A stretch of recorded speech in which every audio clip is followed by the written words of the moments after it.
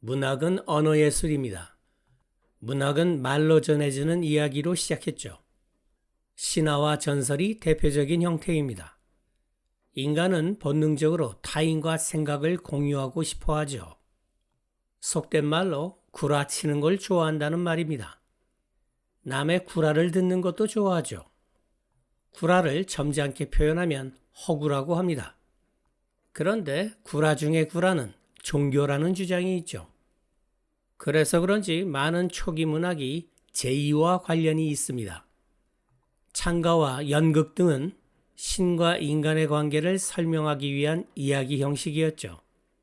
문자 발명 이후 문학은 더욱 체계적으로 발전했고 문학에 대한 인식이 나뉘기 시작했습니다.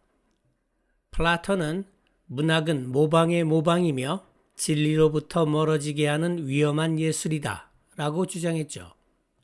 본질적이고 완전한 실제인 이데아를 모방한 것이 현실 세계인데 문학은 다시 현실 세계를 모방하고 있으니 문학을 모방의 모방이라고 주장했던 겁니다. 그는 시인들을 이상적인 국가에서 추방해야 한다고 주장하면서 문학을 부정적으로 평가했죠. 아리스토텔레스도 문학은 인간 행위의 모방이다 라고 주장했습니다. 다만 그는 문학이 단순한 현실의 복제가 아니라 보편적 진리를 드러내는 예술이라고 보면서 문학을 긍정적으로 평가했죠. 특히 비극이 감정을 정화한다고 높이 평가했습니다. 문학은 어떠해야 하는가에 관한 주장을 크게 두 가지로 나눌 수 있습니다. 첫째는 순수 문학만이 문학이다 라고 주장하는 사람들이죠. 이들은 예술성 그 자체, 즉 형식적 아름다움과 언어의 정제성, 인간의 내면 탐구를 중시합니다. 문학에서 이념과 정치, 교육적 목적을 배제해야 한다고 주장하는 사람들이죠. 우리나라의 대표적인 순수문학 작가로는 김동인을 예로 들 수 있습니다. 둘째는 참여문학을 옹호하는 사람들이죠. 이들은 문학을 통해 정치적 현실에 적극적으로 개입하고 부조리한 사회를 비판해야 한다고 생각합니다. 장폴 사르트르는 작가는 자신의 시대에 대해 책임을 져야 한다 라고 말했죠. 우리나라의 대표적인 참여문학 작가로는 황석영을 예로 들 수 있습니다. 문학을 장르별로 크게 네 가지로 구분할 수 있습니다. 서사문학은 이야기 구조를 가진 문학입니다.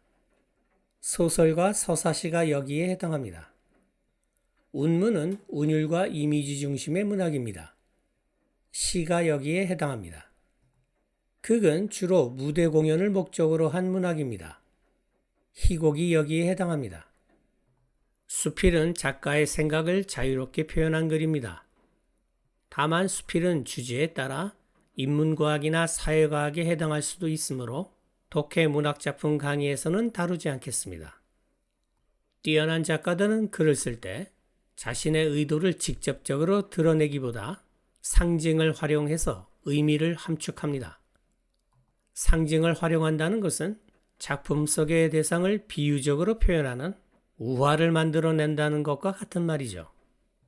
우화는 겉으로 드러나는 이야기와 그 속에 숨겨진 깊은 의미라는 두 가지 층을 가지고 있습니다.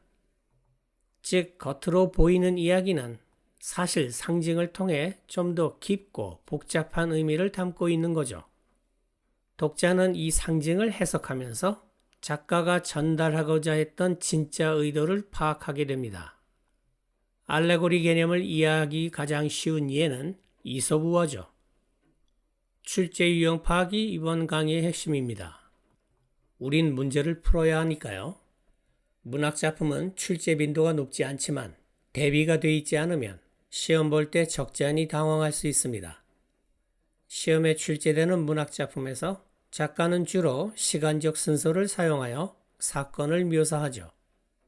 시간적 순서란 가장 이른 시점에서 가장 낮은 시점까지 시간의 순서대로 정리하는 방식입니다. 시간의 흐름에 역행하는 기법인 플래시백은 지문 길이의 한계 때문에 출제되지 않습니다. 문학작품은 첫 문장에서 주제가 드러나지 않는 경우가 대부분입니다. 그러므로 여러분은 자주 출제되는 문제 유형을 파악하여 정답을 찾아내야 합니다. 출제자는 지문에 나타난 인물의 성격, 글의 분위기, 작가의 의견 중 하나를 주로 묻습니다. 작가는 등장인물의 심리 상태를 통해 성격을 묘사하거나 어조를 통해 작품의 분위기를 묘사하거나 작가의 인생관이나 세계관을 주장하기 때문입니다. 다음 강의를 듣기 전에 네이버 카페 마인루에서 독해 문학작품 1에 올려놓은 예제를 미리 다운받아 풀어보세요. 인쇄도 됩니다. 예습의 가장 큰 목적은 자신이 뭘 알고 뭘 모르는지 확인하는 겁니다. 자신이 뭘 모르는지 아는 학생은 발전할 수 있지만 자신이 뭘 모르는지도 모르는 학생은 가망이 없습니다. 유튜브 사이트 마인드에 들어가 보면 재생 목록 메뉴를 볼 수 있을 겁니다. 재생 목록을 클릭하면 커리큘럼 전체를 한눈에 볼 수 있죠. 여러분은 독해 기초, 중급, 상급, 문학작품, 배경지식 순서로 공부하시면 됩니다. 문법이 약한 학생은 문법 기초를 먼저 공부하세요.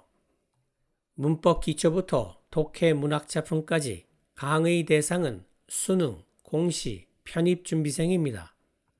독해 배경지식 편은 수능과 공시에서 한두 개씩 출제되는 소위 말하는 킬러 문항에 대비하는 것이죠. 수능과 공시 영어 시험에서 고득점을 노리는 게 아니라면 독해 배경지식 편을 듣지 않아도 됩니다. 하지만 영어 시험 수준이 가장 높은 대학 편입을 준비하는 학생들에게 독해 배경지식 편은 선택이 아닌 필수입니다. 위의 커리큘럼에 나온 강의와 자료는 모두 무료입니다.